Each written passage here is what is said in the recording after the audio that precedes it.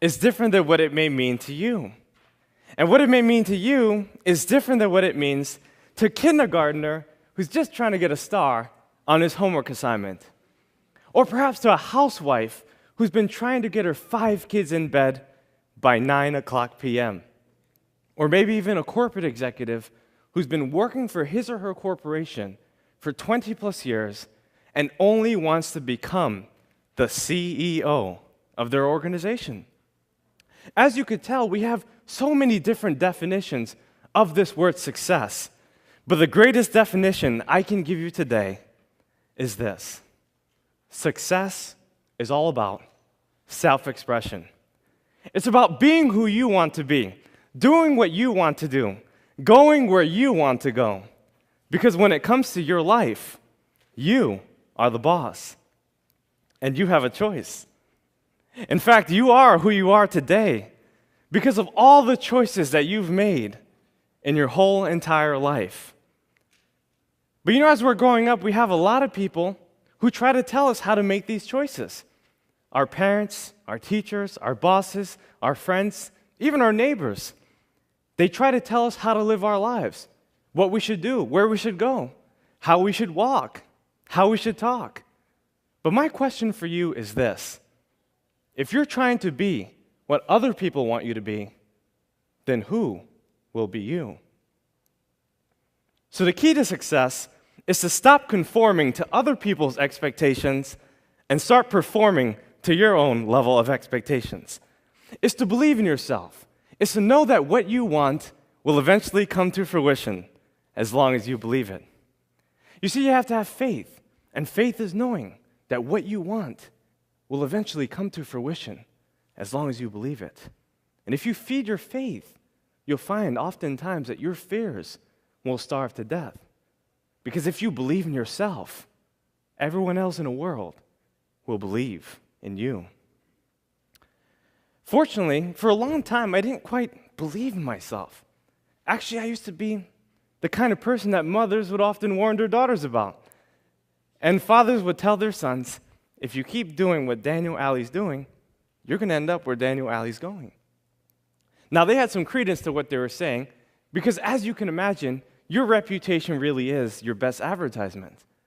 I really didn't have a good reputation because I was living so far below my potential that I was actually living in my mother's basement.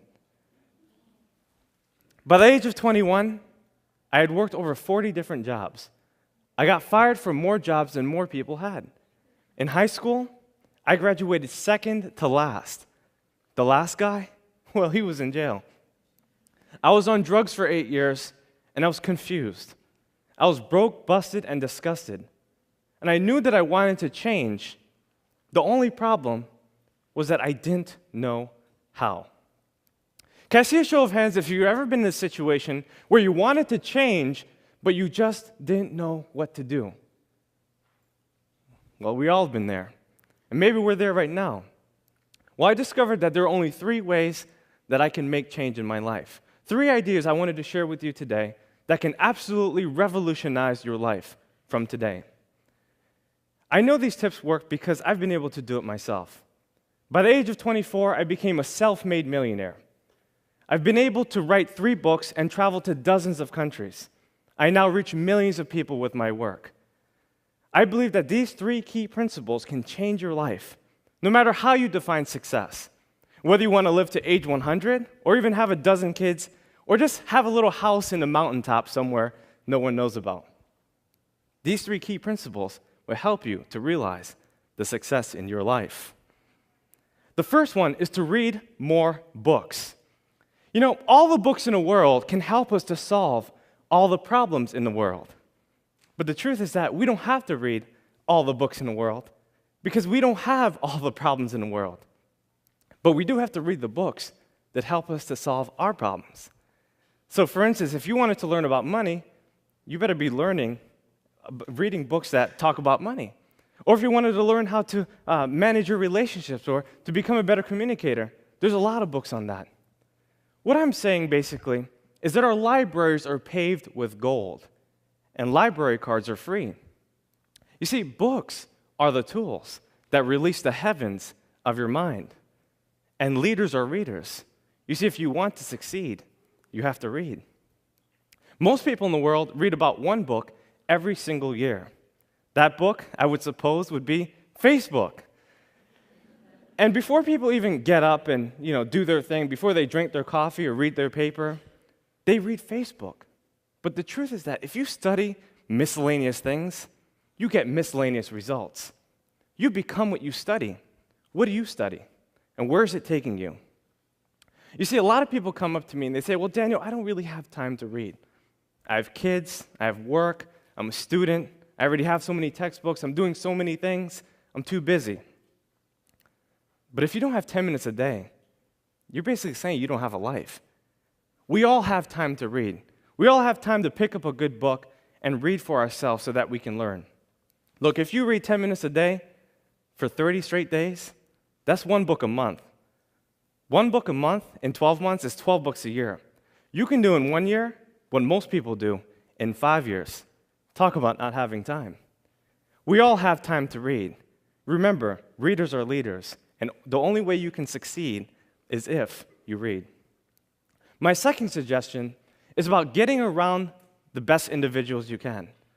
You see, we're the sum total of the 5 people in which we surround ourselves with the most. We earn the same income. We go the same places. We do the same things. We think the same thoughts. And if you were to look at your 5 closest friends, you've got to ask yourself this one question. Who are my leaders, and where are they taking me?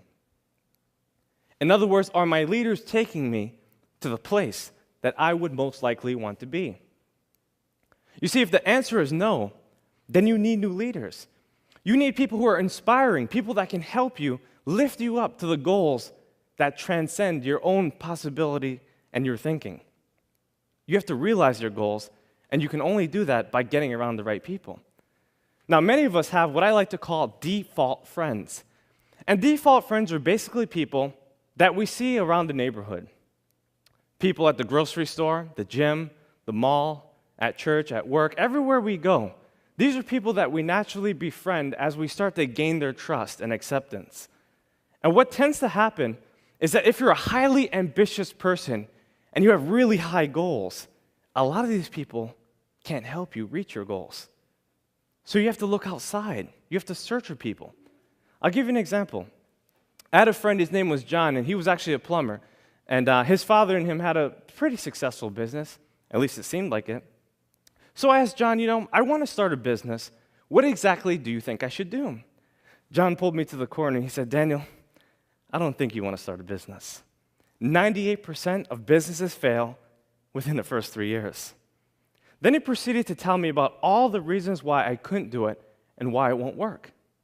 He told me how it was so hard working over 100 hours a week, how hard it was to manage payroll, and why the recession was holding him back from getting more clients.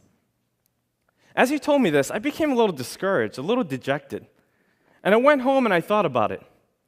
When I got to my journal, I usually reflect, and I wrote down in my journal that 98% of statistics are made up, including that one. You see, you have to realize that no one's opinion of you can become your reality. And in order to change your reality, you have to change your mentality and the people you surround yourself with. You have to get yourself around people who can help you, people that are smarter than you, people who have gone further than you, people that know exactly what you need to do to get to that next level. You see, the truth is that the people that you're looking for are also looking for you, but you have to find them. You see, sometimes we surround ourselves with strangers and family members who tell us what we can't do. They limit us. And a lot of people have the right intentions, but oftentimes they provide the wrong directions. In other words, they want to help us, but they just don't know how. So get yourself around people who can. A lot of people ask me, well, Daniel, how do you find these people? It's easy. If you follow step 1, which is to read more books, you'll find that in the back of the book, there's the About the Author section. And what I used to do is I used to reach out to the authors. Thankfully, we live in a new millennium, which allows us to get on their social media, their websites, and so we can have a conversation with them. We can change by actually understanding what it is that they teach. And if we ask enough questions, we can make great progress in our life. remember the people you're looking for are also looking for you. So get yourself around those people. My last and final suggestion is to set higher goals, because goals make you stretch. They help you to become more of who you are.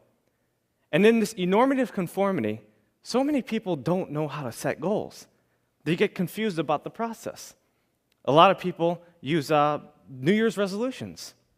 But the problem with New Year's resolutions is that a person often tries to do too much too fast. So let's say Doug wants to stop smoking. On a December 31st, he says, I'm done. January 1st, I'm clean. Never again. You see, he hasn't created a plan of action to achieve his goals, and therefore it is unreasonable. Bucket list is something else that people do. And usually when someone creates a bucket list, they're giving themselves too much time. There's no urgency, and most of the time, they don't write their goals down. So what do you suggest? Well, I'm glad you asked. What I do suggest is for you to write your goals down.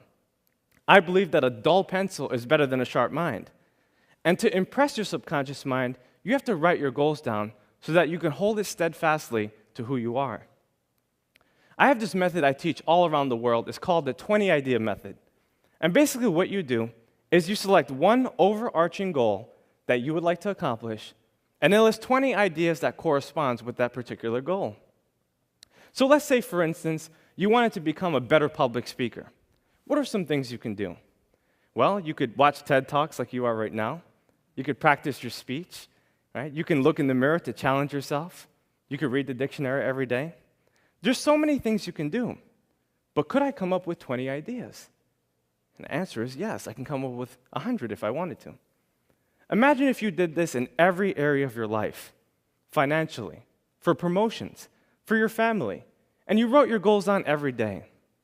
You'd be able to accomplish so many things in your life. You see, we have everything we need in order to succeed, but we have to take the things that we have to get more of the things that we want. From the cars that we drive, to the clothes that we wear, to the food that we eat, and the people that we meet. In this depository of diversity, we have everything we need in order to succeed. But we have to believe. You see, when you believe in yourself, you'll find that everyone else in the world will believe in you. And you also have to think big. When you think big, you'll do big, and you'll win big. Well, big is actually the 3 ideas I wanted to share with you today. B, the books that you read. I, the individuals you meet. And G, the goals that you set for yourself. Books, individuals, and goals. That's all you need to accomplish success. Because when you think big, you'll do big. And you will win big, my friends. Thank you.